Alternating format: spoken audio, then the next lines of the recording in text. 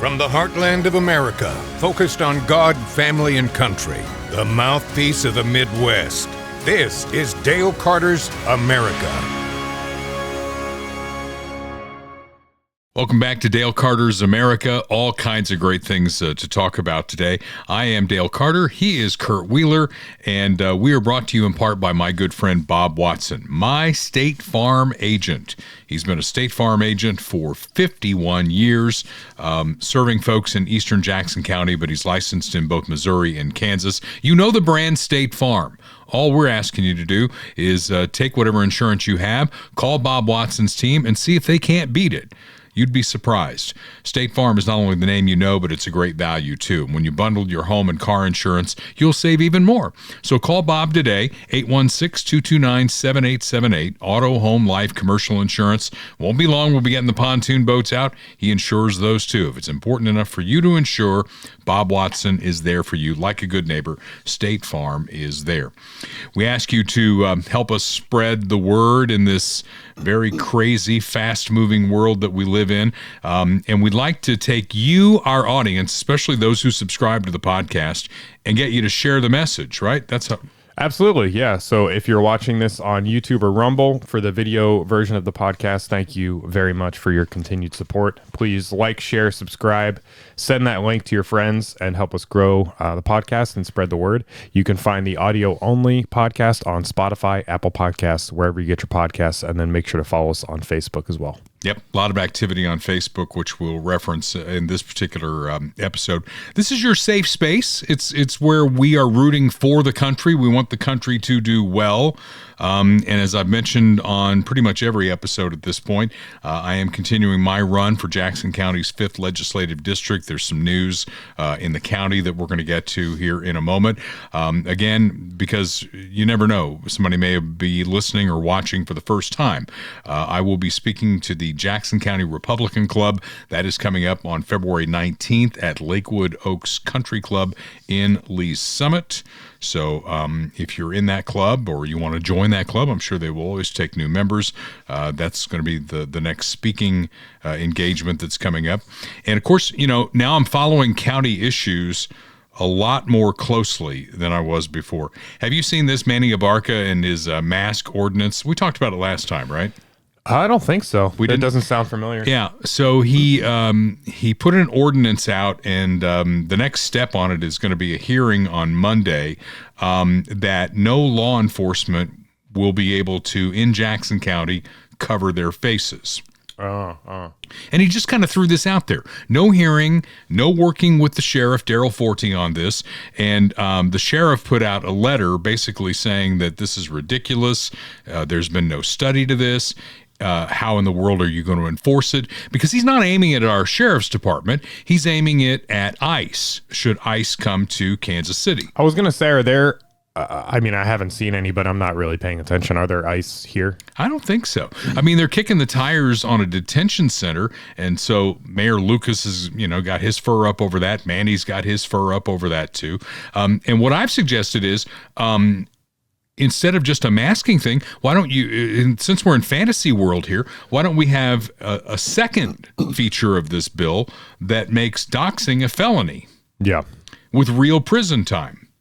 Because if you want to know why the ICE agents are covering their faces, it's because they're dealing with some really, really bad people. And those bad people, especially the drug dealers and the drug czars from other countries, they'd love to know everything about these ICE agents. They'd love to know where they live, where their kids go to school, where they go to church. Well, to be frank, I mean, it's not only, and I would say not even primarily, the illegals that they have to worry about. It's the protesters, because it's the protesters who are largely American citizens who are going around and following them, which is not protesting. It's illegal, to interfere with law enforcement. We're going to get to that in a minute because Andrew Kerber, one of my dear friends from Blue Springs, he sent me a graphic that shows protesting and carrying a gun and where the circles intersect. So we are going to go through that a little bit later on. But yeah, I mean, they're on like Signal and messaging apps. They're sending out locations of ICE,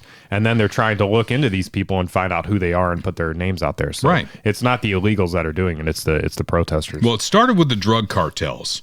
right? They were the ones who were getting involved in all that. But to your point, it is the protesters now, and our ICE agents are federal law enforcement officers, and they deserve to go home to their families. So if they feel like it's safer for them, for you not to know who they are, that's why this happened. So maybe all the temperature will come down. We'll get to some stuff that may be doing that. But closer to home here, you've got Manny, who loves to see his face on TV, and he's good at this. He's a flamethrower, right?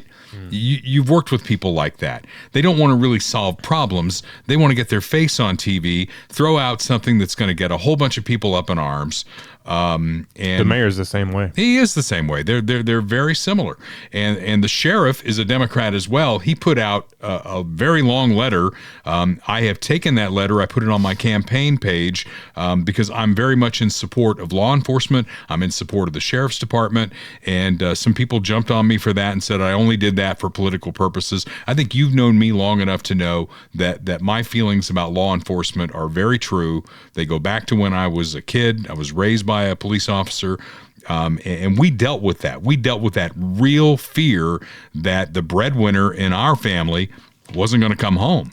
And one night he barely did because their squad car was hit by somebody who was high, drunk, whatever. It was a snowy night, and their squad car was T-boned. His partner was in the hospital for months. So there's real fear in a law enforcement household that law enforcement officer is not going to come home. So very supportive of law enforcement. Like any organization, are there bad apples? Absolutely there are. Mm-hmm. And maybe that guy in Minneapolis, maybe they did disarm that guy, and maybe that was an execution. And that guy, he should face the consequences for that. I'm not going to blindly follow these people. So a lot to get to on that, but that's what's happening in Jackson County. The mask ordinance, the next issue on that is going to be a hearing at the Jackson County Courthouse on Monday. Should be very interesting. It's all theater, though. It's never going to happen, and if it did, it's not enforceable anyway. If the sheriff is telling you, I'm not going to enforce it, what's his enforcement wing, right? If the sheriff's department says, get a life, what's he going to do? Right. Yeah. So, meanwhile, in Olathe, the Chiefs are moving to the Kansas side, right? Mm-hmm. And the Star Bonds, I guess everybody thought that Star Bonds were just something that were created out of whole cloth, and that was going to pay for everything, right? There's no downline taxing that supports that. But you know how bonds are. There's debt service for bonds. How do you pay the debt service on the bond? You have to raise taxes. And so in Olathe, the city council had a meeting there. It was a packed, jammed city council chamber, and people very upset about this. Yet the city council unanimously approved the ordinance, pledging here's what it's going to cost you people in Olathe to have the Chiefs practice facility and the offices there. That's not even the stadium, just the offices and the practice facility. 1% of the city's general sales and use tax. 0.5% of the Johnson County sales tax, 7% of the hotel tax collected within the 165-acre development zone. This is near College and Ridgeview in Olathe. And similarly, Wyandotte County had a hearing, and people are upset about that. So there's a lot of tumult involved here. And for you people who think that having the Chiefs is going to spur development and all that, I will point you toward the Truman Sports Complex, where the Chiefs have been for a very long time. And look in that neighborhood. Look at the abandoned Adams Mark Hotel. Look at the Drury Inn right across I-70 from Arrowhead. There was a Denny's restaurant in the parking lot that burned to the ground. Yeah, and burned they down. Never replaced it. Yeah. There's plenty of room to do stuff there. Oh, yeah. It's never happened. Why hasn't it happened? And why is Kansas going to be any different? So the Missouri side, it's looking good. Taxes are going to come down. There's legislation going on at the state level to bring down or maybe even eliminate the income tax, work on property tax, work on personal property tax. It's all going the right direction. And then, of course, Jackson County is going to have a tremendous opportunity with a huge piece of property there, huge footprint. and turn that over to a private developer. And maybe a private developer can do something that's going to increase tax revenue instead of taking tax revenue. It's, I think it's so good. You mean to tell me that there's no such thing as free money to build a stadium? Only in blue cities, and we'll get to some of that too coming up here too. So it's a jam-packed podcast episode today. I would ask, and my own commercial for me is that you follow me at dalecarter.us. That is the campaign website. And if you'd like to contribute to the campaign, things are going to be happening fast. February 24th is when I will officially file to run for the 5th District, which is northeastern Jackson County.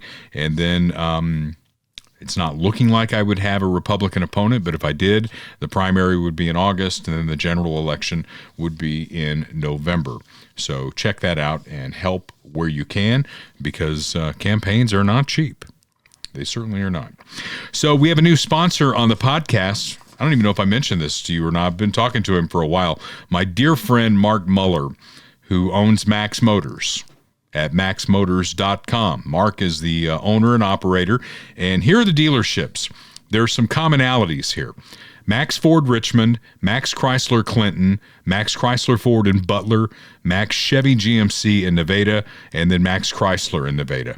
All American brands, small towns. Low overhead means they can beat the big city dealers every time. And Mark wants you to know that they're the Amazon of car dealers. Kurt, if you're watching the video, is scrolling through the website there for maxmotors.com. Find the car you want, and they'll drive it to your front door.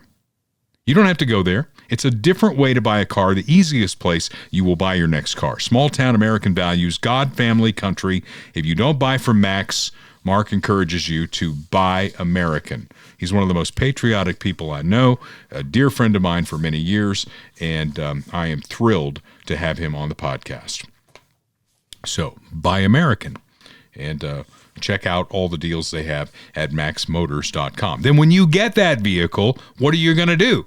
You're going to keep it for a long time. The days of just trading cars every year, I think that's behind us for a while. People are keeping their cars longer. So keep them in shape. You know, last week we had my friend Tim Porter on. These are all people that I trust. They're friends of mine that I've known for a long time. And I do take my cars to Christian Brothers in Independence, 19600 East 40 Highway. And I would encourage you, because you got to keep your car in shape. You got to at least change the oil, right? Rotate the tires. If you get much beyond that, my knowledge of cars goes out the window. But Tim Porter is an expert at every brand of car that you could drive. 816-795-6811 on the web at christianbrothersauto.com. They're all over town. They're individually owned and operated. The guy that I deal with, though, is Tim Porter, and he is there in Independence. So get your car serviced. It will last longer. It's important stuff going on here. Speaking of servicing, you got to service your house.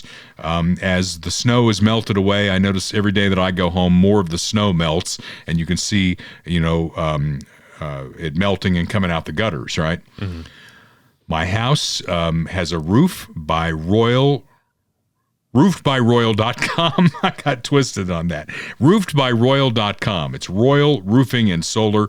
It's Austin Watterson, and they did a phenomenal job on the roof on my house. There's no brown spots on the ceiling inside. This is a fantastic time to get Austin and his team up on your roof. You got to know the health of your roof. And unlike the old days where the charlatans would go door to door and tell you your insurance company is screwing you, we're going to get a free roof out of them. And a lot of people bought that nonsense. That is not the way it works. The way it works is Austin works with a lot of insurance companies to make sure that you've got the right roof and you're getting the right deal from your insurance company. And sometimes getting a new roof can reduce the cost of your insurance to pay for the roof. That's how it works. 816-540-7057. Roofedbyroyal.com. They did the roof on my house, and they'd be glad to take a look at your roof and make a bid on yours as well. Okay, fun time now. Before we get into the serious politics, I call this next segment Circle Jerk at the Grammys. I don't typically watch the... Do you watch the Grammys? You're a music guy. No. Yeah. I mean, why would you? I mean, there's been some clips that have emerged out of this that we're going to get to here. The dress code alone. Chapel Rowan, is that her name? Roan, I think. Roan, is it Roan? I don't know. I'm a country guy. Chapel was wearing a quote unquote dress. Do we have a picture of it? Yeah, not safe for work, sort of. Not safe for work. So if you're just getting the audio and you haven't seen the picture, I encourage you to go Google it. But if you're looking at it right now, what's the description of this? I mean, she's got, and it's the podcast, so we can be a little more graphic. Yeah. So she has nipple clips, and I'm assuming there's some kind of pasty or covering going on there. And it's holding up the dress. Yeah. Let me see if I can... I'm glad I had boys. Yeah, I look at something like that and I'm like, oh my God. Yeah. So, you looking for something else? No, just keep talking. Ice out buttons on just about everybody there. Did you see it? Ice out. Oh, look at that. Sorry. That's nice. Well, I made the joke on the air that I was thinking about wearing that outfit for Snake Saturday, and that's probably what it would look like on me. Yeah, there you go. Wouldn't look that good. And, the back of it, she had her ass hanging out, too. Yeah. So, whatever. There were not a lot of clothing worn at the Grammys, and maybe you'll see more of it when we play the videos here. So, the Grammys, less about music, all about national immigration policy. Because when I think about national immigration policy, the people I want making that policy are musicians. It just makes all the sense in the world. Most of the speeches, as you probably know, were political. This is from people who live behind secure walls. They are protected by armed security. And how do you know that they were spewing bullshit with this? Remember Martha's Vineyard? Mm-hmm. When Greg Abbott sent a bunch of illegals that Joe Biden let cross the border, sent them to Martha's Vineyard? Remember how they freaked out about that? Yeah, not in our backyard. Wait a minute. We don't want these people here. We want them out there with you. Mm-hmm. That's what we want. We don't want them here with us. We're the beautiful people. Yeah. So from behind our walls, from behind our armed security, we're going to preach to you exactly what you should be doing. And Billie Eilish, who was a Grammy Award winner, has it all figured out. Thank you so much. I can't believe this. Everyone else in this category, you're so amazing. I love you so much. I feel so honored every time I get to be in this room. And as grateful as I feel, I honestly don't feel like I need to say anything, but that no one is illegal on stolen land. Look at the people. It's like, oh, she's so smart. Oh yeah, look at, what is that? It's like a bird's nest or something. Yep. And yeah, it's just really hard to know what to say and what to do right now. And I feel really hopeful in this room, and I feel like we just need to keep fighting and speaking up and protesting, and our voices really do matter, and the people matter. And I'll say sorry. They bleeped it on that clip. The audience is Thank on you their so feet. much. I can't believe this. But the live, she said, F ICE. Right. Yeah. So again, where does she live? All right. Is she giving her house back? I love it when they just say this stuff. Okay, words have meaning. Okay. Is she going to give her house back? Because apparently her palatial estate in California is on land that used to be Native American land. And there's a tribe out there, and they're asking the question, okay, Billy, that's great. You went on national TV and you said, you can't be illegal on stolen land. Well, you stole our land. Are you going to give it back? Yeah, Tonga. Hold on. What is it? I can't pronounce it either. I did have a picture Tongva. I put up on the podcast page of Elizabeth Warren standing in front of her house saying, I want my land back. That's funny. Yeah. So think about Billie Eilish and where she performs. She performs throughout the United States. There you go. Billie Eilish, give me your house. She has high cheekbones. Yeah. That's what Donald Trump said. think about where she performs, though. Aren't all of the American venues stolen? Right? Well, the whole thing, I mean, the irony of it all is that the phrase "no one is illegal on stolen land" is an oxymoron in itself. If it's stolen, then how can you be illegal? True. Yeah. That slices it even another way. If it doesn't belong to anyone, how can you be illegal? It doesn't make any sense. You know, you're a history guy. In the history of the world, what land has not changed hands? Sometimes in a very violent way. Probably some uncontacted tribe in the middle of the Pacific Ocean or something like that. Antarctica, probably. Yeah. Weren't too many people fighting over that. Yeah. Yeah. But hey, she cares. And all that matters. A bunch of entitled assholes happen to agree with her. And they wonder why. Maybe they don't wonder why. The Grammys were down another 9%. You know, they keep sinking and sinking and sinking in the ratings. We know that the Oscars, we talked about this last time, are going to move from network television to YouTube because even the network people are like, this isn't doing anything for us. Yeah. Well, you know, there's actually even a couple angles to that because I'm not sure if that speaks more to the death of the Grammys or to the death of network TV because network TV is not getting viewership. That's true. Know? So like everyone's on YouTube now. So maybe they're just going where the viewership is, you know. Well, network television isn't getting viewers because viewers are looking for specific things. Taylor Sheridan is producing great shows that I watch every one of his, and I know there's a great following for Taylor Sheridan. None of it's on network TV. Right. You know, right. So the networks kind of went their own way. You know, this started with the writer's strike in 2000, and Mel Karmazin was running CBS at the time, and we were a CBS radio station, and that's when Survivor started. That was the very first reality show, and Karmazin basically said, well, look, I can throw this piece of shit on TV, and it'll get ratings, and I don't have to worry about the writers anymore. And that started the mushrooming of reality TV. And it's hard to find something that's not reality TV on network TV. I think they're on, just because I watch football, that's the only time I watch network TV. They're advertising Survivor 50 now. Yeah. Well, when Survivor came out, it was a new thing. And I remember the word came down from Mel Karmazin to all the CBS-owned radio stations. The morning teams were required to watch Survivor and talk about it the next day on the morning show. It's the only time I've ever watched any reality TV. I don't watch reality TV. How was it?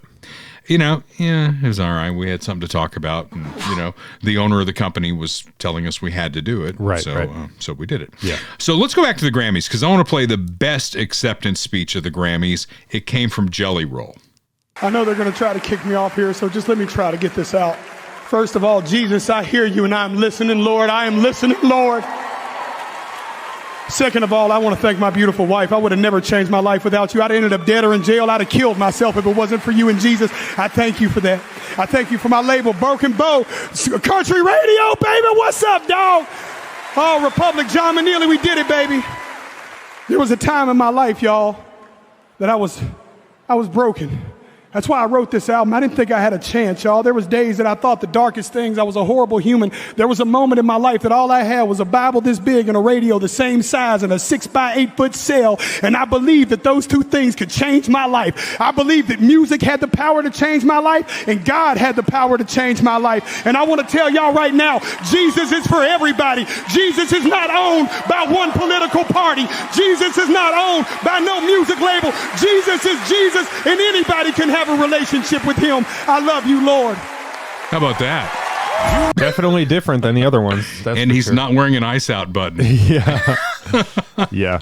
So that worked out. Yeah, he seems, I don't really particularly follow his music or whatever, but it seems like he's gone through quite a transformation. He's lost a bunch of weight and stuff, so good for him. He sent one of the 3 Grammys that he won to the detention center in Nashville where he was held as a kid.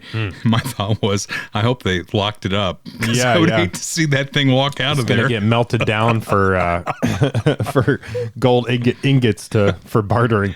So back to immigration. Boston Mayor Michelle Wu, if she has her way, America's about to get a lot more crowded.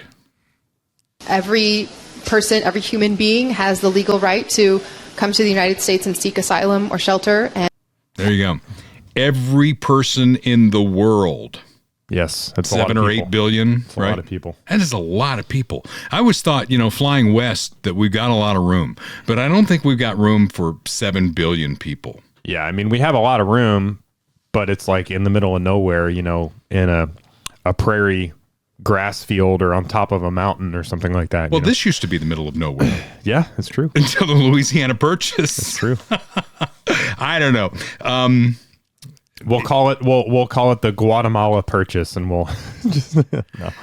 It's an interesting time in our history, for sure. And with Donald Trump as president, Hugh Hewitt, who we've quoted, and I think we've played some videos from Hugh Hewitt before, he had a column on the Fox News app. And he says, now that the gates are closed, the border is secure, he thinks that Trump can have a Nixon in China moment, something that only he could do, and he describes what that would look like. Deal with the dreamers once and for all, and peaceful people who are here illegally but working and contributing. And we've talked about that before. When all of these things went forward with ICE and the raids and all that, remember what Tom Homan said and what Trump said. He said, we're going to get the worst of the worst first, right? And the lists of people that they have removed from the country, child predators, rapists, murderers, drug dealers, it's pretty incredible the amount of people, the worst of the worst, that they have, extracted from the country. But Hewitt describes a world where these people who are here got their head down. And you remember what I've said before. If you're here illegally, don't commit another crime, right? Just do what you do and contribute to society. Hewitt throws out the idea of a renewable blue card, not a green card, but a blue card that would have no rights to citizenship. So technically, you can't vote, right? Our demographics, and you and I have had this discussion before, continue to work against us. Lower birth rate. We're not doing any immigration right now. He shut that completely down. And this is a country that really smart immigrants, the best of the best, not the worst of the worst, the best of the best who you want to come to this country. Elon Musk, for instance, who immigrated to the United States. You want smart people to come here to keep the fuel going, to keep the fire going, to make it a great country. Our birth rate works against us. I don't see that turning around. I know you've suggested that maybe that should turn around. But let's say you're right, and that birth rate turned around today. You've got 18 to 20 years to get those people to adulthood. So what's your point? It's not changing. The birth rate is declining. Yeah. So we need to have smart immigration. And he may well have a point. That's like two negatives don't make a positive. You know what I'm saying? Like, okay, yeah, we have a problem of low birth rate, but that doesn't mean we should just bring in like foreigners. Like that doesn't logically follow. I didn't say that, but we've had an immigration program in this country for centuries where we've brought people to this country. Well, we've also had periods where we didn't bring anyone to this country. And we're in one of those now. We've been in it for like, 4 months? So like, can we give it a few years, please? Can we maybe, extend that for a little bit longer? I'm just saying that if we're going to continue to grow as a country, we got to have more people. We can't do it with the people we have, and we're not replacing the people that we have. I mean, I've got 4 kids. 2 of them have 2 kids each. That's basically replacement value. I've got 2 kids that don't have any kids. So they're not replacing themselves. Yeah. Well, I mean, I think part of it is just pressure too. I mean, I think if it's a culture thing, it's a faith religion thing. I mean, it's a whole lot of things. But if we had to, as Americans, produce more people, then I think we would. But we don't have to, and we're not really pushing back collectively as a country against this, because it's not just the low-skilled jobs, like you were just saying. It's the high-skilled jobs. It's the IT people. It's the coding people. They're bringing all these H-1B visa people in from India and China, and they're paying them less than they would pay Americans. So they're doing it across the board, at the low end, in agriculture, at the high end, in tech. they're undercutting the American worker, and they're undercutting American society. Like we've talked about it before, America is a place, but it's a people. It's a I agree. Society. You know what I mean? 100% agree with you on that. And I did also have the example of Elon Musk. Right. So we're talking high end, we're talking about, when we develop. But Elon Musk is like one of the lead driving factors behind bringing in all these H-1B visa people. So like I'm not on the camp of like Elon is some objective good or whatever. I mean, he's done good things and bad things, but he's also like getting government subsidies for SpaceX. He's advocating for H-1B visa, all these, infinity Indian and Chinese people coming in and taking all these high paying jobs. So like he's part of the problem in that regard, in my opinion. All I'm saying is Hugh Hewitt makes an interesting point, and that Donald Trump is a guy who could do this and get support. So we'll see. Yeah. To be continued. But I do like the idea of the blue card with no rights to citizenship, because they shouldn't have rights to citizenship. They didn't do it the right way, but they are here.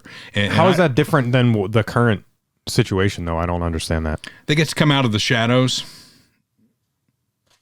Okay, but they like until now, like, and very recently, and we're not even deporting that many people, as we've talked about. Like, right. They're not hiding. You know what I mean? Like they're already out of the shadows. They're not hiding. They don't have to present ID to vote. They can go work whenever they want. Well, we're going to get to ID. They can send their kids to school. Yeah. So like, what's the difference? We'll get to ID here in a little bit. And, I still don't understand how anybody who is illegal has a job. Because again, when I've applied for jobs, it's been a while, 31 years since I got a new job. But when I got my job, there was an I-9 form, and I had to give them 2 pieces of documentation that showed that I was an American. Yeah. And the I-9 is still a thing. So are people breaking the law and not using the I-9 form when they're hiring these people? I mean, I haven't applied for that many jobs or been hired for that many jobs in the past 10 or 12 years, but like, I don't remember that being a thing. Well, when you came to KFKF and Steel City Media, you just mentioned before we started that it was 2019. Yep. Did you fill out an I-9? I don't remember. Okay. Well, it's an interesting question. Yep. It's been a while for me. Maybe somebody knows and can tell us. We do know this about Minneapolis, that Tom Homan has been sent there to try and bring the heat down after the coroner ruled that Alex Preddy was murdered. Of course, he shouldn't have been there. That's what we keep talking about with him and the woman whose car was in the way of an ICE vehicle and hit an ICE agent, and he shot her. I mean, they should not have been there. Yet Donald Trump is trying to turn down the heat. He's doing something Joe Biden never did. Anytime Joe Biden made a mistake, was anybody ever fired? Was anybody ever reassigned? No. He would go out and he would make an excuse for it, all the way to our terrible withdrawal from Afghanistan. Nobody got fired out of that. All the mistakes that he made. The border is secure. We had the same HHS secretary throughout his entire 4-year term. That guy should have been fired. But Trump is one of those guys who will take a look at something and say, maybe that's not working. This is a little piece of an interview he did for the Super Bowl on NBC. Mr. President, speaking of Minneapolis, what did you learn? I learned that maybe we can use a little bit of a softer touch, but you still have to be tough. These are criminals. We're dealing with really hard criminals. But yeah.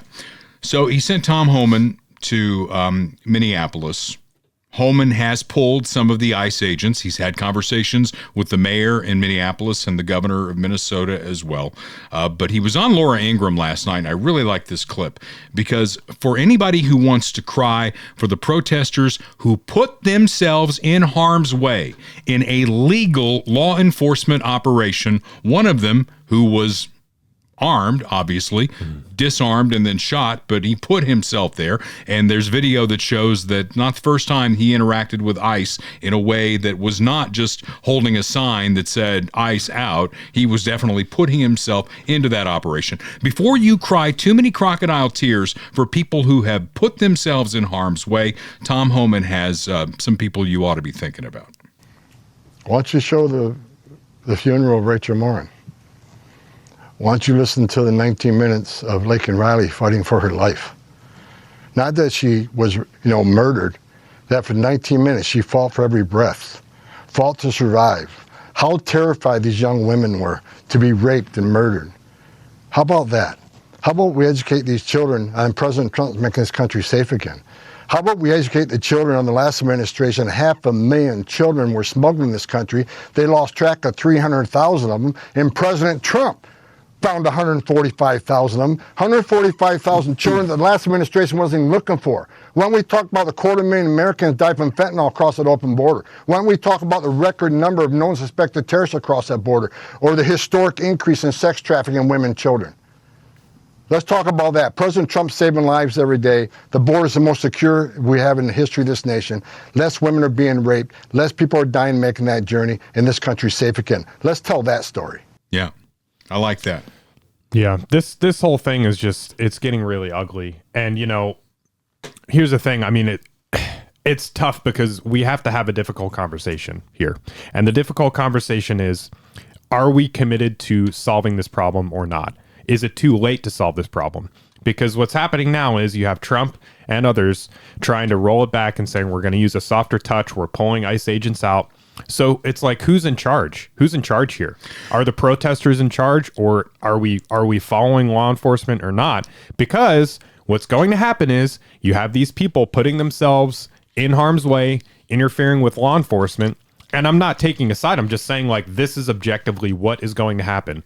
More bad stuff like this is going to happen. Yeah. If you are going to remove these people from our country, you're going to have more incidents like this. You're going to have more protests. And then what are you going to do? You're going to allow them to dictate the terms of enforcing the law. So it's like, I'm afraid it might be too late, because we've already gotten to this point, and now it's like, oh, we have to, remove 100 billion people, like, to fix the problem. Well, the only issue that I've seen so far, where it's really bad, is Minneapolis. And what you've got in Minneapolis is you've got a mayor and a governor who have told people to put themselves in harm's way. We've talked about this. They're the pawns in the chess game, and they're sacrificing pawns in their chess game. I want to remind you that Tom Homan, this guy here who Donald Trump sent to Minneapolis, was a guy that Barack Obama hung a medal on. Do we have a picture of that? Oh, yeah, I'll find it. Yeah. Hung a medal on the guy. And Barack Obama, to your point, removed millions of people from the country, and it was not a problem. There were not these protests. So it becomes a political thing is what's going on here. Because when Barack Obama was doing, there you go, they hung a medal on the guy. He's been doing this job for Republicans and Democrats. This is not a Republican and Democrat issue. This is an American issue.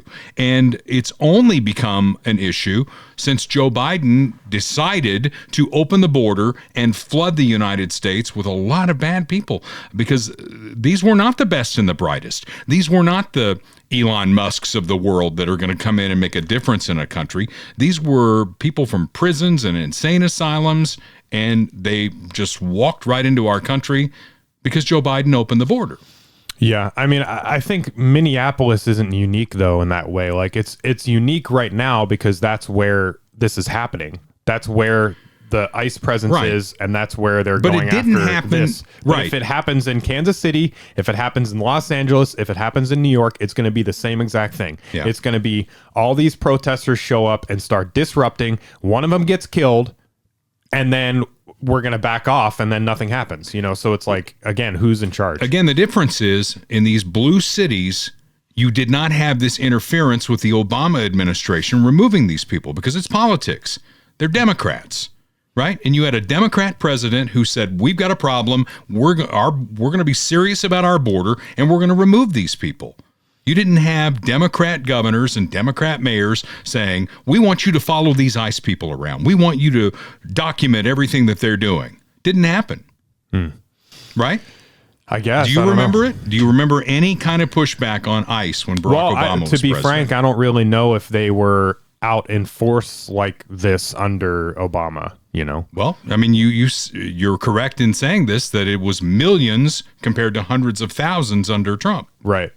Yeah, and that's true. And, I mean, just as a clarification on that, this is maybe an error on my part, but like, if you think about it, a lot of that is at the border. They're turning people away at the border. It's not like they're sending out ICE agents under Obama and like rounding them up and shipping them off. You know, maybe they are, but well, if these blue cities were cooperating with ICE, and we have a list of people who we know are in the country, right? Help us out here. You're holding them in your county jail. You're holding them in your state prison. Just give them to us. Right, but they're not. They're not going to. So and again, they would have done that for like Barack Obama. We have to live in reality here, though. We can't live in like, well, they should do this, they should do that. That's not going to happen. So what's the solution? Like, and this is what I was talking about before. It's like, you know, the half measures are actually bad, because it's almost better to do nothing. Because if you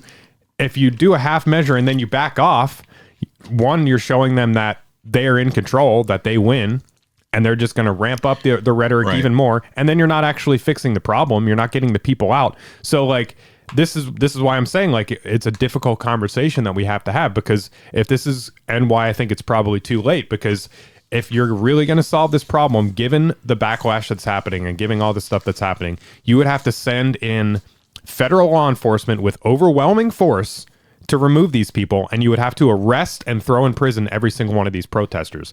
And they don't have the stomach for that. The American people don't have the stomach for that. And I'm not even saying that that's what we should do. I'm just saying that's what would be necessary. And it's just, I don't see that happening. Let's see where it goes, right? Homan just got to Minneapolis. He's a good guy, and I think he'll do a good job. Let's just see where it goes from here. He didn't take all of ICE out. They removed 700 agents. You know, to his point last night on Laura Ingraham, if we were getting cooperation from the police department and the mayor and the governor, they wouldn't need that many ICE agents. I guess, but I mean, again, that's just living in La La Land. Like, that's not the reality. And to use the analogy from before of like cops, you know, at a traffic stop. Mm-hmm. This is the equivalent to what's happening now. So you are driving on the highway.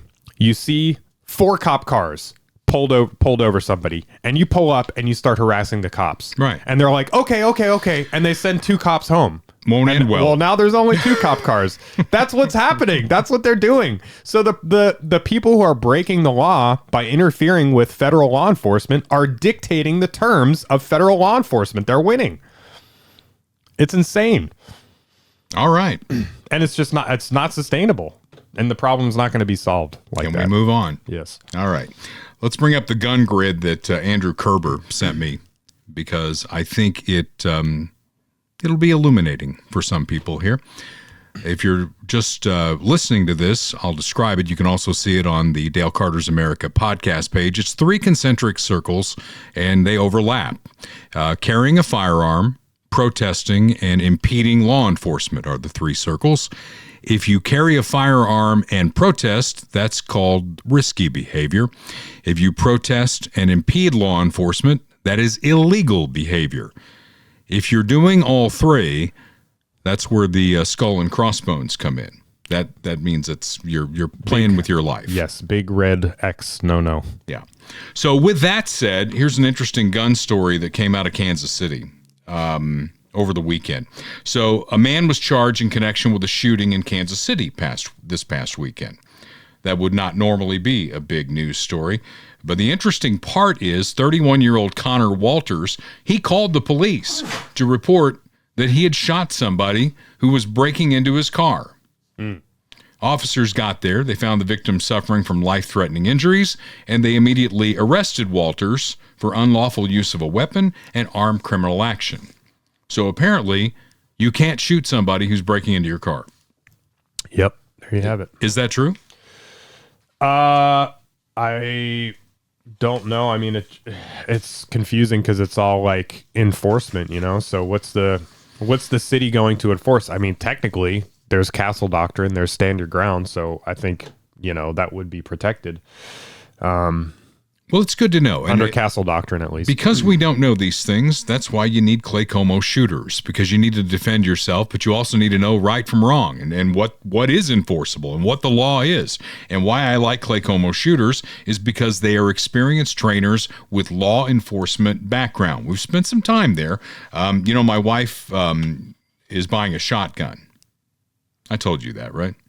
I thought she already got it. Now she's test firing things because what she she built, they don't make anymore. So now she's trying to find the gun that works for her. So she got she test fired a 12 gauge shotgun, and put very large holes in a target. Yes, I saw that. You saw that.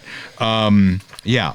So when you deal with Clay Como shooters, you're dealing with experienced trainers with law enforcement background. They've got the indoor shooting range there, affordable pricing. They're not a big box store. They're a neighborhood business looking out for the community. So what we encourage you to do is protect yourself and your family, be on the right side of the law, find the right firearm, and get trained on it.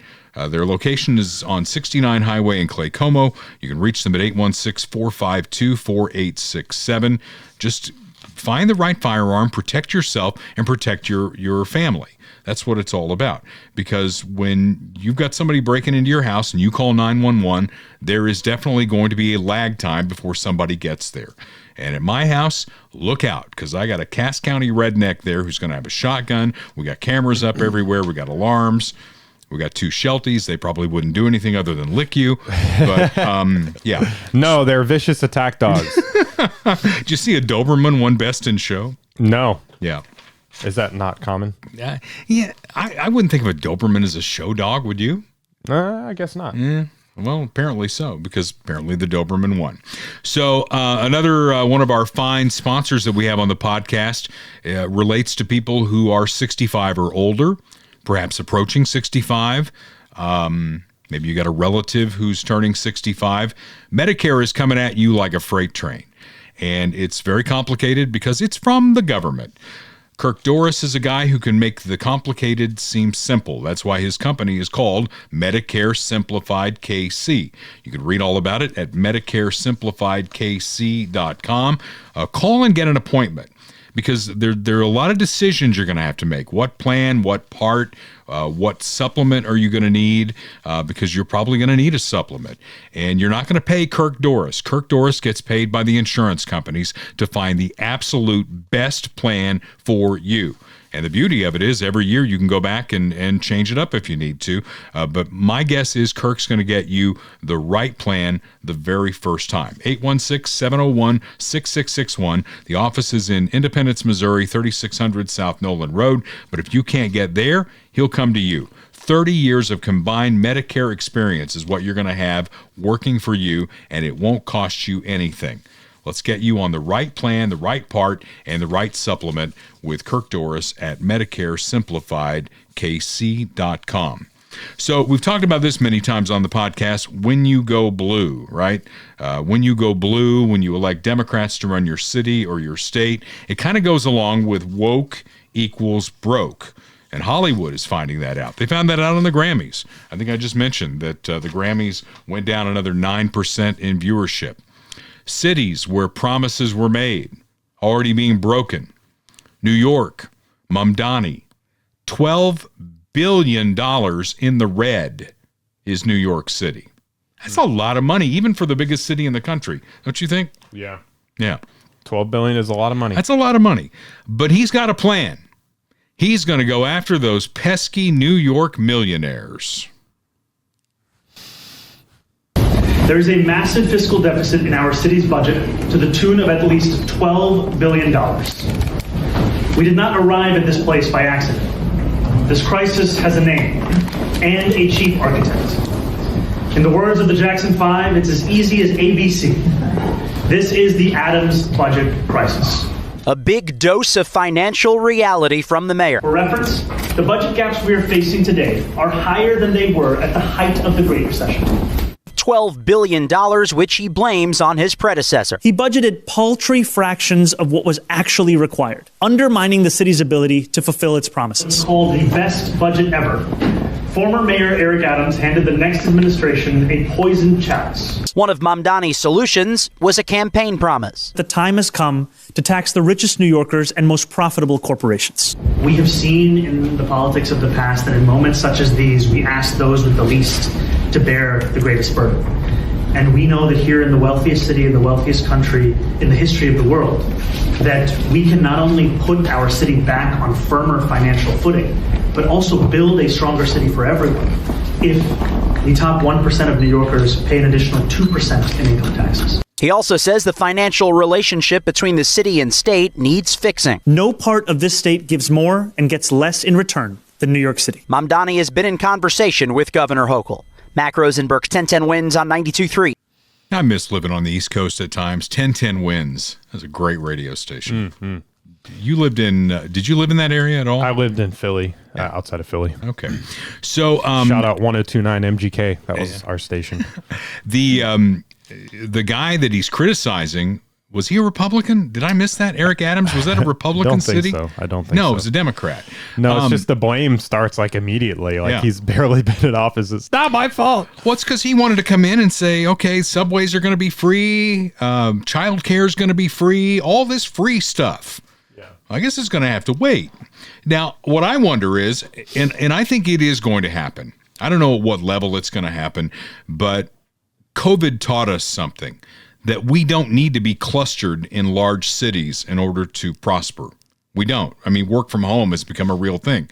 And these rich people got rich because they're smart, right? Mm-hmm. And they look at these states like Florida, Tennessee, Texas, and it's like, why am I in New York? First of all, the weather sucks. The city smells funny, high crime and all that. What is do you think there's a benefit to living in New York? No. That's why I don't live there. Yeah. I've visited a couple of times when I've had to be there. There's too many people. It's dirty and all that. And so you got to wonder how many rich people are going to pack up and move someplace where they get a better deal. Yeah. Why wouldn't they? Mamdani's having a tough week, man.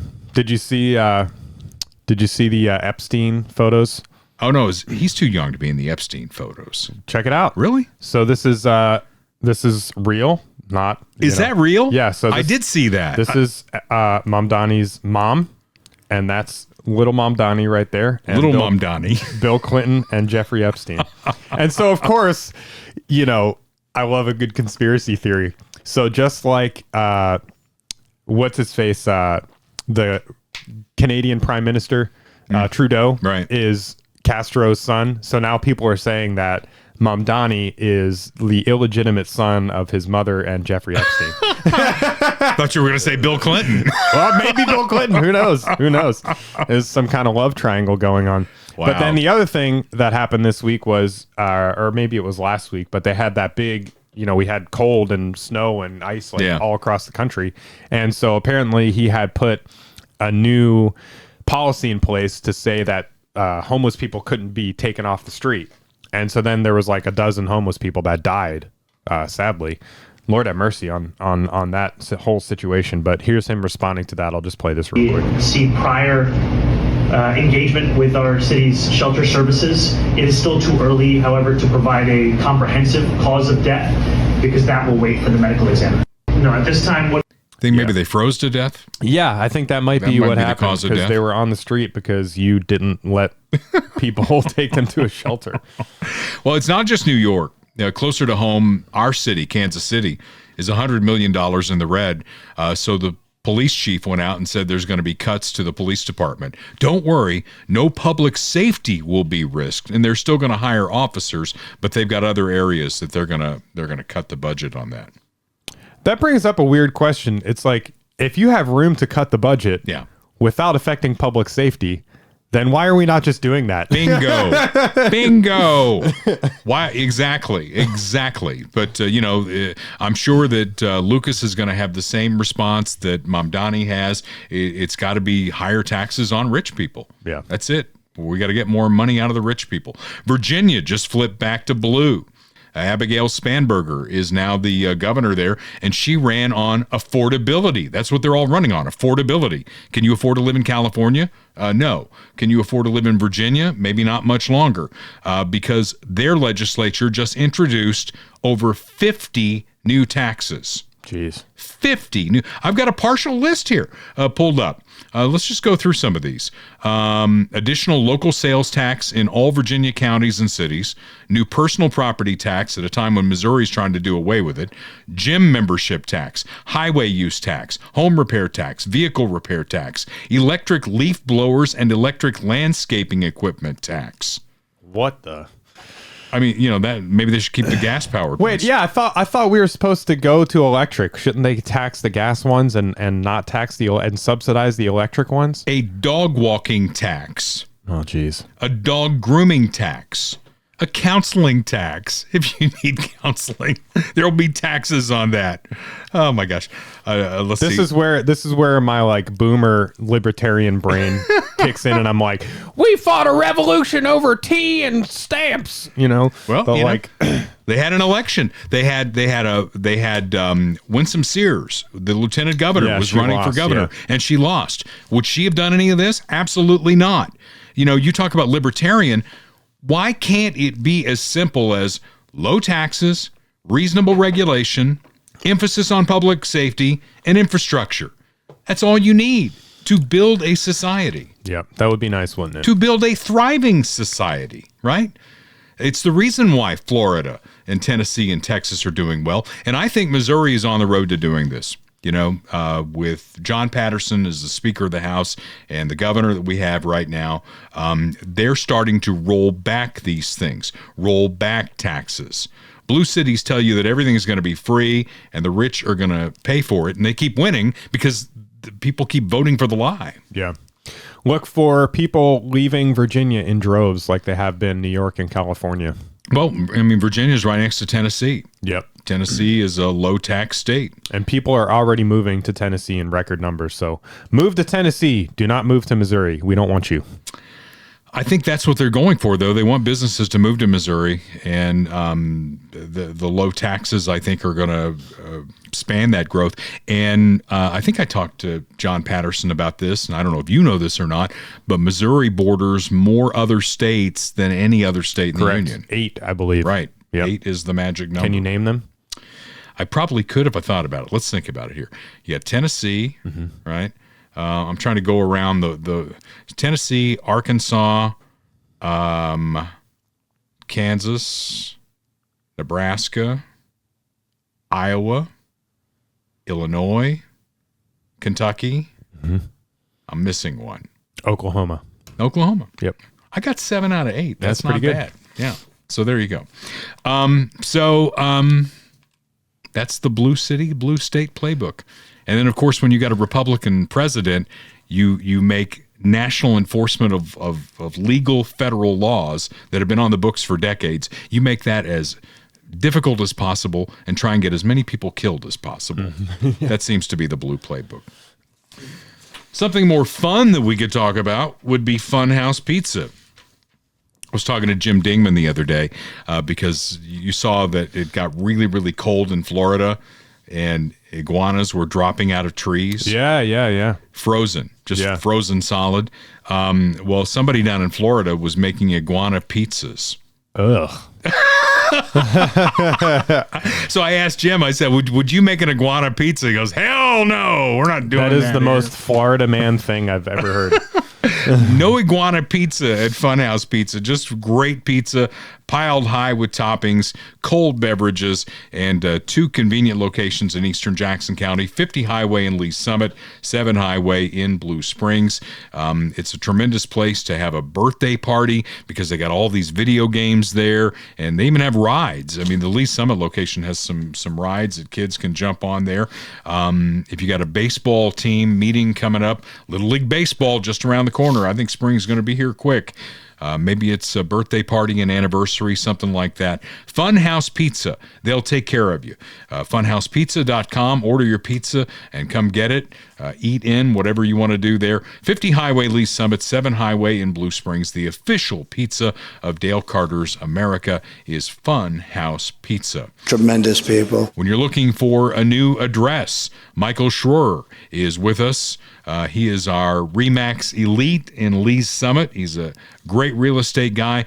Throughout 2025, a difficult market, I think you would agree, for real estate folks. He was knocking it out of the park, getting all those awards, selling those homes. So if you are thinking about it, and as warmer weather gets here, people will start thinking about this. If you're thinking about a new home, maybe moving from an apartment to your first home to a home with bigger, more bedrooms and that kind of stuff, kids going off to college, you want to sell and get a right-sized house as you approach retirement. Maybe you got a piece of land you want to build on. Get with Michael Schroer. Here are several ways you can contact him. Put your house on the market. He'll do that too. 816-373-8400. His cell phone number is 816-520-9342. And you can email him at michaelschroer56@gmail.com. That's Michael, spell Schroer, SCHROER, the number 56 at gmail.com, and he'll get right back to you. So get that going as the market improves here. Interest rates are falling.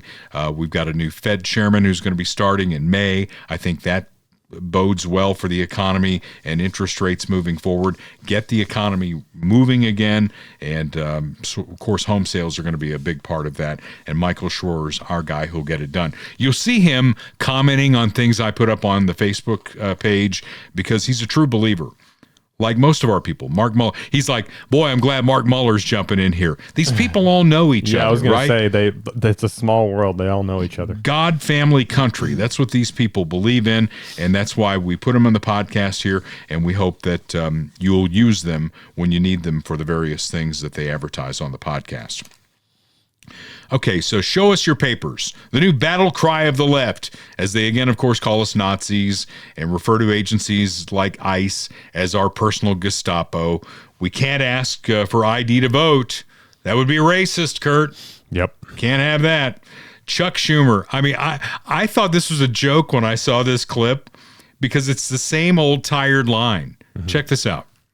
We've got to get this done, and we've got to get it done very quickly. The SAVE Act is an abomination.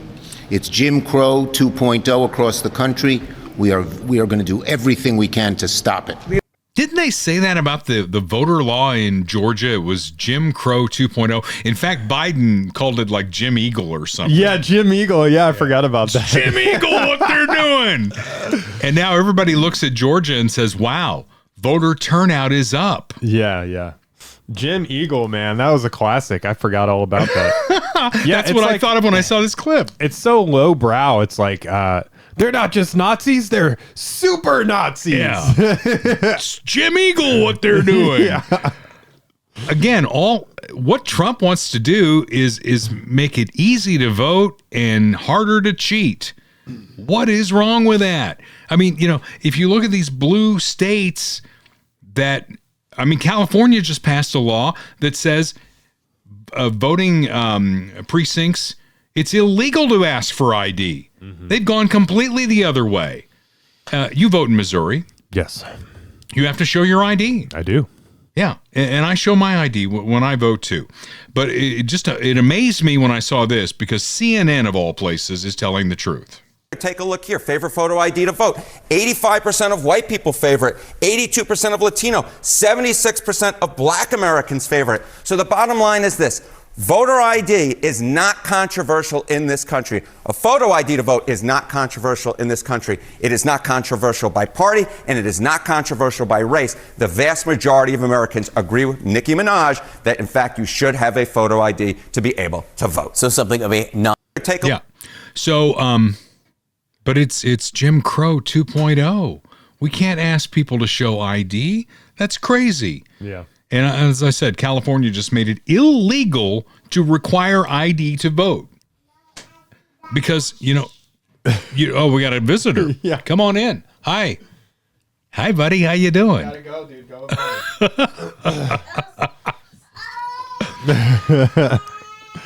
Not happy about that. Not happy, yeah. He wanted to be on the podcast today. That's all right. So you know why they did it? Because they care about black people. Mm-hmm. And black people are too stupid to have ID. Yeah. That's what this is all about. Apparently they only care about 24% of black people, not the 76% that want it. Well, I know that was on CNN, but it's probably a lie. So I found this video. This is like man on the street interview. And I want you to see if you pick up a common thread on this clip. Are we watching the whole thing? Do you have an opinion on voter ID laws? Yeah, they're usually pretty racist and they're bad. I think voter ID laws are a way to perpetuate racism. Would you go as far as say those laws are racist? For sure. Do you think it suppresses the African American vote? Definitely. Tell us how. Because they're less likely to have state IDs. Minority voters are less likely to have the kinds of IDs that have been have you noticed anything described or required. These type of people don't live in they're all white. They're areas all white with people. easy access to DMVs or other places where they can get identification. You can always get IDs you do over the internet. Does that also make it difficult for black people in particular? Yeah, you have You idiot. Black people don't know how to use the internet. to have access to the internet. You have to be able to pay an He literally said that. He literally just said that. Hold on. I'm going to stop talking. Make it difficult for black people in particular? Yeah, you have to have access to the internet. You have to be able to pay an internet service provider for certain fees. You have to have access to the internet. That's what he just said. So he thinks that black people don't have access to the internet. Now, this is like a 4-minute video, I think. I did not watch the whole thing, but I was trying to watch it long enough to see if they actually interviewed a black person. You want me to scroll through? Of like how it works. A lot of people have smartphones, but you might not have data. For most of the communities, they don't really know what is out there just because they're not aware or like they're not informed. So not only can they not get internet access, they don't even know what the internet is. They're not even aware of what the internet is. They're like in a cave somewhere, like just scratching themselves and hoping someone brings them food. And about 90% of black people always vote Democrat. It's straight ticket Democrat vote. And this is what Democrats think of you. Mm-hmm. They think you're stupid. That's a good freeze frame, by the way. I also think there's a have ID normally. Oh, carry ID one. Yes, that's state ID. Have ID normal. Their thoughts on. Okay. Now I'm here in East Harlem to ask black people their thoughts on what you just heard. Do you have ID normally? You carry ID around? Yes, I have state ID. Do you carry ID? Yes, I do. Do you know any black person who doesn't carry ID? No. Everyone that I know has an ID. Why would they think we don't have ID? That's a lie. Why would they say that? Do you have ID? Yes. Because I have my ID and my friends have their ID, so like, we know what we need to carry around. Yeah. That would be funny if he went to Harlem and he was like, "Do you have ID?" And they're like, "What's that?" Everybody that I know have ID. Like, that's one of the things you need to walk around with New York with. ID. What's this internet thing you be talking about? Do you know any black adult who does not have ID? No, I don't. Is it a weird thing to even say that? Yes, it is. What is this, some type of trick candy cameras? I know, right? That's the only thing I brought with me. Those are legit IDs. I heard a lot also that black people can't figure out how to get to the DMV. Really? Where's that stadium? I know it's at, on 25th Street. Do you know where the DMV is, Ryan? It's on 125th Street and 3rd Avenue, I believe. You know how to get there? Yeah. Would you have a problem getting there if you had to get there? No. I know these sound like silly questions. You know how to get to the DMV? Of course. You know where it is? Yes. You can get there? Uh-huh. No problem. No problem. Just checking. Okay. And I also heard a lot that black people, especially poor black people, have no access to the internet, can't figure out how to use the internet. That's just stupidity, honestly. Everybody has access to the internet. Even a little kid could figure out how to work the internet. I had access to the internet for years. I like how skeptical they are of this guy too. They're like, "What is he doing?" Let's be real. This is not about black people. This is about blue states where illegals have congregated and they want to be able to vote. Mm-hmm. The Democrats want them to be able to vote because they feel like they're going to vote for the Democrats. That's the only logical thing you can come up with. Yeah. Because, we've talked about this before. I just pulled this off the internet. I mean, this is a partial list of things you have to have an ID for. They are basically saying that if you can't get an ID, you're too stupid to drive. You can't get on an airplane, right? You can't work. You can't have a bank transaction. The bank wants to have an ID from you. You can't buy a car. You can't register the car. You can't buy a house. You can't buy train tickets, car insurance. You can't use a credit card. You can't go to the pawn shop. You can't get Social Security services. These are all, you can't buy a firearm. I mean, these are all things you got to have an ID for. Yep. Well, next time you're at Kansas City International Airport, notice how there's no black people because they don't have ID. They can't fly because they can't get an ID. This is just absolutely Well, it just proves that for the agenda, the blacks are lower on the totem pole than illegals. I just wish, because they're using them as a scapegoat in order to get the narrative through, which is not in their favor, by the way. I think, Trump got more black votes than I think any Republican, right? Yeah. So he's making the connection. And I think I'm hopeful, optimistic that more stupid comments like that from Chuck Schumer and what Biden was doing before will make people go, what are they doing for us? You know, the definition of insanity is doing the same thing over and over and over again and expecting a different result, which is why, you know, Lucas is going to have a city-funded grocery store in the middle of an area that is high on crime. I mean, that same area where the grocery store is, we had 2 people shot. I think both of them were killed at the Popeyes at 31st and Prospect. Yep. And that's not even a big news story because it happens every day. Just drove past that Popeyes last night. Did you stop in? No, I did not. Okay. I did not. So the left is probably right about one thing. Trump would have a fight on his hands trying to get a federal ID law passed. They'll throw up all kinds of constitutional issues on that. It would be challenged in the Supreme Court. But if you look at the map of states that don't require voter ID, or in the case of California, make it illegal to even ask for an ID, they are blue states. Yeah. Do they care, or is there another motivation involved here? At least ask the question. Ask the critical question before you just go to your camp, either the red camp or the blue camp here. The red camp is State Farm, because that's like a good neighbor. State Farm is there. You got the State Farm logo, which is 3 red circles: auto, home, life, commercial insurance, boat insurance, whatever's important enough to you to ensure you need the best, and the best is State Farm. And the guy who's the gold standard in the Kansas City metro area is Mr. Bob Watson, 7th and Main in Blue Springs, 816-229-7878. Bundle your home and car insurance. You'll save even more. Like a good neighbor, State Farm is there. He's been my State Farm agent for almost 31 years. Next month, it will be 31 years that he and I have been together. He's been handling the insurance needs for my wife, my kids, now my stepkid. And if you want to know why Bob has some gray hair up there, it's because of my 4 kids. You're not a nice person. 816-229-7878. Speaking of the Orange Man, we'll leave you with this. I try and separate the good things that I think he's doing for the country from the silly stuff, but I'm going to leave you with 3 silly things today that I think Donald Trump is doing.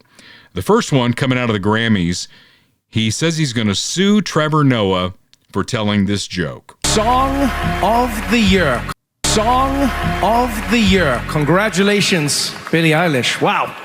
That is a Grammy that every artist wants. Almost as much as Trump wants Greenland, which makes sense. I mean, because Epstein's island is gone, he needs a new one to hang out with Bill Clinton. So, I told you it's my last year. What are you going to do about it? It's his last year hosting it. But why is that not funny? The Grammy Awards are the worst, virtually unwatchable. CBS is lucky not to have this garbage litter their airwaves any longer. The host, Trevor Noah, whoever he may be, is almost as bad as Jimmy Kimmel at the low ratings Academy Awards. Noah said incorrectly about me that Donald Trump, in the third person, and Bill Clinton spent time on Epstein Island. Wrong! I can't speak for Bill, but I've never been to Epstein Island, nor anywhere close. And until tonight's false and defamatory statement, I have never been accused of being there, not even by the fake news media. You are fake news. And blah, blah, blah. I don't know. He fuels the fire, where's your inner Reagan? There you go again. It's so easy. Like, the thing is, he is very tough in a way, right? Like he goes after the media. He says what he is on his mind. He has no filter, all these things, but it's like he really, at the end of the day, he has a very thin skin. He does. It's very easy to get to him. You just have to, We've talked about that before. Claim about him or something, and he loses it. They know if I push this button, I get this response. Yeah. Why can't he just ignore it once in a while? Totally. The next thing that I just think is silly, he's not getting his way with the Kennedy Center. He did put his name on it, the Donald J. Trump and John F. Kennedy Center for the Performing Arts. So he's not getting his way, so he's going to close it for 2 years, starting on the 4th of July. Unbelievable on policy. And we have a policy thing. Hold up on that. Okay. So he's going to close the Kennedy Center. And when I look at things like this, I try and take partisanship out of it. And I think about it in terms of, if a Democrat were in the White House, how would I react to this? something that Donald Trump's done. How would I react if a Democrat had done it? So let's say in a fantasy world, Barack Obama decided he wanted to be on the board of the Kennedy Center. He wanted to handle all the programming there, and he wanted to put his name on the outside of the building. The Barack Hussein Obama and John Fitzgerald Kennedy Center for the Arts. How would we react to that? I don't think we'd react well. I still wouldn't care. That you get things named after you do something. This is not something that happens while you're in the middle of it. Well, normally you get things named after you by somebody else after you die. Exactly. Not by yourself when you're still alive. Exactly. That goes, to me, it goes along with all the gold crap that he's put in the White House, the pictures along the colonnade with his own descriptions on it. I look at that and I'm like, first of all, John F. Kennedy was a hero to me when I was a little boy because he was assassinated when I was 2 months old. I read about him. I watched movies about him. And I know that he did a lot of stuff on the side and all that. I try and separate that from the man that he was as president. And he took us through some tough times, the Cuban Missile Crisis. And for him to put his name on it, it was just offensive to me. Yeah. It would have been offensive to me if Joe Biden did it, if Barack Obama did it, if Bill Clinton did it. Well, I mean, in 2026, America's primary exports to the rest of the world are decadence, consumerism, narcissism, and, cultural liberalism, basically. So he's a perfect representative for that in that sense. Third thing, because these things come in threes. The giant arch, or in Donald Trump's term, arc, in D.C. for the 250th anniversary. Okay. Some of his building projects I think are good. The ballroom, I think, will be beneficial for presidents down the road to have some indoor space where they can do something rather than putting tents on the White House lawn and like we're a third world country. Oops, it's raining. Don't step in the puddle. Mm-hmm. I think that's going to be beneficial. I'm not sure about a giant arch in D.C. Unbelievable on policy. And we have a policy thing that's going to be unbelievable happening. Should I announce it or should I keep it quiet? I put Vince in charge of the Triumphal Arc. We're building an arc like the Arc de Triomphe, and we're building it by the Arlington Bridge, the Arlington Cemetery, opposite the Lincoln Memorial. You could say Jefferson, Washington, everything, because they're all right there. And it's something that is so special. It will be like the one in Paris, but to be honest with you, it blows it away. How did I know he was going to say that? How did I know? I mean, this is so predictable. In every way. And Vince came in one day and his eyes were blows it away. Teeming. I mean, he couldn't believe how beautiful it was. He saw it and he wanted to do that. That's your primary thing. There is nothing that can compete with that. It's the only city in the world that's of great importance that doesn't have a triumphal arc. You know what that is? And this one is going to blow them all away. The one that people know mostly is the Arc de Triomphe in Paris, France. Yeah. And we're going to top it by, I think, a lot. I mean, to be fair, we can't let the French win. So he has a point. He has a point there. I think it's Arc de Triomphe. Yeah. Right? Triomphe. Yeah. Or I saw Melania standing there too, by the way. Did anyone see Melania, the movie? The first week in the box office, I think it made $8 million. It was like number 4 at the box office. If anyone has made it this far on YouTube or Rumble, comment below if you've seen Melania. Yeah. We want to know. How is it? And let us know whether it's an arch or an ark. Yeah. Because I thought the ark was what Noah put the animals on. That is, yes. Yes. So, what do you think? I mean, maybe he's just building a giant boat in the middle of Washington. That could be too.